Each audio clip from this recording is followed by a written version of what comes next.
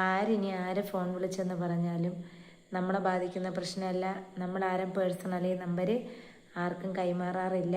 അത് മാത്രമല്ല, നമുക്ക് ഒരുപാട് എന്താ വെച്ചാൽ ഒരുപാട് പ്രശ്നങ്ങളും കാര്യങ്ങളും ഒക്കെ തരണം ചെയ്ത് വീണ്ടും നമ്മളൊന്നായത് അടികൂടാനല്ല. ഇനിയുള്ള ലൈഫ് അൽഹംദുലില്ലാ സന്തോഷമായിട്ടിരിക്കണം, അതിന് വേണ്ടിയിട്ടാണ്. പിന്നെന്താണ്, ഒരുപാട് പേര് ചോദിക്കുന്നത് ഷാൻ എങ്ങനെയുണ്ട്? കുഴപ്പമില്ല അൽഹംദുലില്ലാ. എന്തെങ്കിലും പ്രശ്നങ്ങളുണ്ടെങ്കിലും എന്താണ് ഒരുപാട് അങ്ങ് ഓവറാവാതെ പരിഹരിച്ച് കൊണ്ടുപോകണമെന്നാണ് വിചാരിച്ചിരിക്കുന്നത്. എന്തെങ്കിലും ഇതുവരെയും ഒരാഴ്ച കൊണ്ടോ ഇതുവരെയും വലിയ കുഴപ്പവും വേറെ പ്രശ്നങ്ങളൊന്നുമില്ല അൽഹംദുലില്ലാ.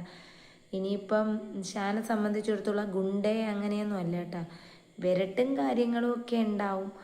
ഈ ഇതങ്ങുള്ളിൽ ചെന്നേ അപ്പം അതിൽ വന്നതാണ്. അല്ലാതെ ഷാൻ അങ്ങനെ ചെയ്യും ഇങ്ങനെ ചെയ്യും അങ്ങനെ ഒന്നുമില്ല. പിന്നെ നജില ഷാനായിട്ട് ആർക്കും നമ്പർ കൊടുക്കാറുമില്ല. നമ്മൾ ആരെ പേഴ്സണലി കാര്യത്തിൽ ഇടപെടാറുമില്ല. ഇന്നലെ തന്നെ ഷെഫീനാത്ത ആ നമ്പർ ഷെഫീനാത്താരെ നമ്പർ അവർക്ക് കൊടുത്തിട്ടില്ല.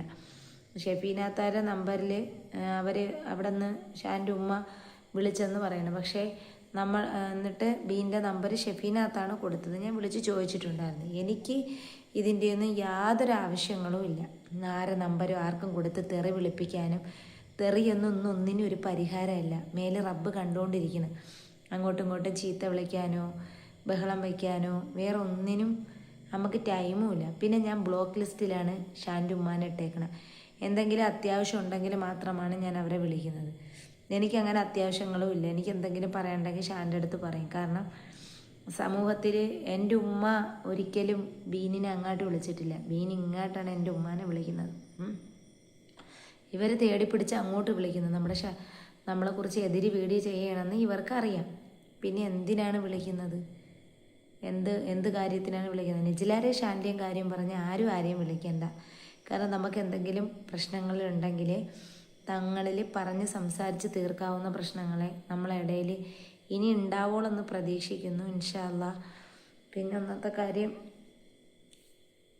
ഞാനിപ്പോൾ പ്രഗ്നൻ്റായി. ഇനിയിപ്പോൾ പ്രസവ ഹോസ്പിറ്റലിൽ ചെന്നാൽ ആ ഹോസ്പിറ്റലിൽ ആരും അവിടെ ആവശ്യമില്ല. ബാങ്ക് ഇക്കാമത്തും വിളിക്കാനായിട്ട് ഞാൻ പറഞ്ഞേൽപ്പിച്ചിട്ടുണ്ട്. അവർ വന്നില്ല എന്നുണ്ടെങ്കിൽ, അതായത് ഞാൻ എൻ്റെ ഉമ്മയും പേരെടുത്തും പറഞ്ഞിട്ടുണ്ട്. അവർ വന്നില്ല എന്നുണ്ടെങ്കിൽ ഇക്ക തന്നെ വിളിച്ചോളൂ. വേറെ കുഴപ്പങ്ങളൊന്നുമില്ല. നല്ല രീതിയിൽ നിന്ന് ഇക്ക എന്നെ കൈകാര്യം ചെയ്തോളൂ. അതിനിപ്പോൾ ഹോസ്പിറ്റലിലായിട്ട് ആരും വരെയും വേണ്ട, ആരെയും നാറ്റുകയും വേണ്ട. അങ്ങോട്ടും ഇങ്ങോട്ടും ഒന്നും ഒരുപാട് നാറി. ഇനിയെങ്കിലും നല്ലോണം ഒന്ന് ജീവിക്കണം. അപ്പം ഇനി നിങ്ങൾ എന്തൊക്കെ പ്രശ്നമെന്ന് പറഞ്ഞാലും ആരൊക്കെ എന്തെന്നൊക്കെ പറഞ്ഞാലും നമ്മളെ ബാധിക്കുന്ന യാതൊരു പ്രശ്നങ്ങളും ഇല്ല. പിന്നെ ഷാൻ ഇനിയിപ്പം വേണ്ട, അല്ലെങ്കിൽ അങ്ങനെയാണ് ഇങ്ങനെയാണ് നെഗറ്റീവും അത് എന്നെ വേണ്ട, ബാക്കി പ്രശ്നങ്ങളൊക്കെയാണ് മുന്നോട്ട് പോകണമെങ്കിൽ അതും ഞാൻ അള്ളാൻ്റെ വിധിയാണെന്ന് സമാധാനിക്കും. കാരണം എനിക്ക് മക്കളെ വളർത്തിയുള്ളൂ. പിന്നെ അൽഹംദുലില്ലാ ഉണ്ട് എനിക്ക് സമാധാനം. ആ കയറിക്കിടക്കാടം, ഈ കയറിക്കിടക്കാടത്തിലൊരു പോറൽ സംഭവിക്കാൻ ഞാൻ സമ്മതിക്കില്ല. കാരണം എന്ന് വെച്ചാൽ അത്രയ്ക്കും കഷ്ടപ്പാടും ഒടുവിന് കിട്ടിയ എല്ലാവരും എടുത്തും എൻ്റെയും പൈസ ഇതിലുണ്ട് വീടാണ്. ഇതിനു വേണ്ടി ഇറങ്ങിയ ഉമ്മാര ആൾക്കാരും അത് മുൻപന്തിയിൽ ഇറങ്ങിയാണ് വീട് വെച്ചത്. വാപ്പാക്കൂട്ടരാരും ഒന്നിനും ഇറങ്ങിയിട്ടില്ല. ഉമ്മാക്കൂട്ടരാണ് എല്ലാം ഇറങ്ങി സഹായിച്ചത്. പാലിയാച്ചനാണ് വാപ്പാക്കൂട്ടരെ ഇറങ്ങിയത്. പിന്നെ വാപ്പാക്കൂട്ടരിൽ ഇവർ എന്താണ് വീടിൻ്റെ പണിയും കാര്യങ്ങളും അൽഹംദുലില്ലാ അതാണ്.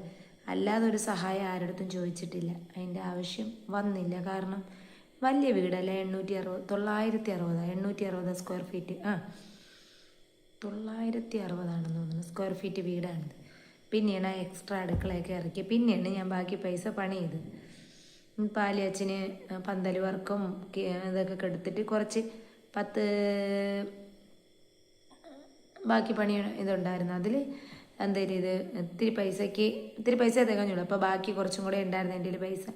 ആ പൈസ എന്തായാലും ഞാൻ ലാസ്റ്റ് എന്തോ വിറ്റെന്ന് തോന്നുന്നു. എന്തായിട്ടാണ് ബാക്കി പൂശയും കാര്യങ്ങളൊക്കെ ചെയ്തതും ബാത്റൂമും ഇതൊക്കെ കെട്ടിയതും. പിന്നെ ബാക്കി അൽഹംദുലില്ലാ എന്താണ് അങ്ങോട്ടും ഇങ്ങോട്ടൊക്കെ പൊരുത്തപ്പെട്ട് വീടിൻ്റെ പണി ചെയ്തോരെ. അപ്പം അങ്ങനെയൊക്കെയുള്ള കാര്യങ്ങളാണ്. അപ്പം നിങ്ങൾ ഇതിനകത്ത് വലിയ ടെൻഷനും കാര്യങ്ങളൊന്നും അടിക്കേണ്ട. പിന്നെ എൻ്റെ മാതാപിതാക്കൾ ഒരു കാര്യത്തിനും ഇടപെടില്ല, സന്തോഷമായിട്ട് ജീവിച്ചാൽ മതി എന്നാണ് അവരാഗ്രഹിക്കുന്നത്. പ്രശ്നങ്ങളൊന്നും നാണക്കേടൊന്നും ഉണ്ടാവാതെ. ഇപ്പോൾ ഷാൻ്റെ ഉമ്മ ഇനി ആരെ വിളിച്ചെന്ന് പറഞ്ഞാലും നമ്മളെ ബാധിക്കുന്ന പ്രശ്നമല്ല, നമ്മൾ പറഞ്ഞിട്ടല്ല ഷാൻ്റെ ഉമ്മ വിളിച്ചേക്കുന്നത്. പിന്നെ രണ്ടാമത്തെ കാര്യം, നമ്മളായിട്ട് ആരടുത്ത് സഹകരിക്കാനും ഉണ്ടില്ല. ഷാൻ എന്തെങ്കിലും ഉണ്ടെങ്കിൽ ഉമ്മയായിട്ട് കൊടുത്തോട്ടെ, എടുത്തോട്ടെ, സഹകരിച്ചോട്ടെ, എല്ലാം ചെയ്തോട്ടെ. എനിക്ക് സത്യം പറഞ്ഞാൽ ഇനി എനിക്ക് തലവേദന വരാൻ വയ്യ. ഞാനായിട്ട് ആർക്കും ഒരു പ്രശ്നത്തിന് പോവത്തുമില്ല. കാരണം അങ്ങോട്ടും ഇങ്ങോട്ടും തെറിവിളി കാര്യങ്ങളൊന്നും ഇതിനൊരു പരിഹാരമോ പ്രശ്നങ്ങളോ ഒന്നുമല്ല. അതുമാത്രമല്ല, അവൾ അവിടെ ഇരുന്ന് എന്തെങ്കിലും വീഡിയോ ചെയ്യണമെങ്കിൽ ചെയ്തോട്ടെ, എന്നെ ബാധിക്കുന്ന യാതൊരു കാര്യങ്ങളുമില്ല. അത് കാരണം നമ്മൾ തമ്മിൽ പേഴ്സണലി അറിയില്ല. ഒരാൾക്ക് ഒരാളെ അറിയാതെ എത്രത്തോളം അപമാനപ്പെടുത്താൻ പറ്റുമോ, അല്ലെങ്കിൽ പറയാൻ പറ്റുമോ, അല്ലെങ്കിൽ നാട്ടുകാർ പറഞ്ഞെന്ന് പറഞ്ഞ് പറയട്ടെ, റബ്ബും അവരും തമ്മിൽ ആയിക്കോളും. എനിക്കതൊന്നുമില്ല. നീ നാളെ മരിച്ച് നമ്മളെന്തായാലും മരണമുണ്ടല്ലോ, അപ്പോഴീ ചിലപ്പം പൊരുത്തം പോലും ചോദിക്കാൻ പറ്റിയെന്നും വരില്ല.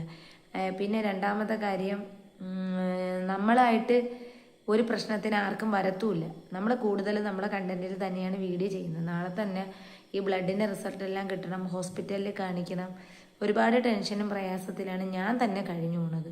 കുട്ടികളെ കാര്യം ഒരേ ദിവസം എടുക്കുമ്പോഴും കുട്ടികളെ കാര്യമാണ്. അറിയാലോ, മുത്തുമോനെ മിച്ചുമോനെ, നിങ്ങൾക്ക് രണ്ടും ഒരേ പ്രായം പോലെയാണ്. അപ്പോൾ അവരെ കൊണ്ടുപോകാൻ ഒത്തിരി പാടാണ് അവരെ.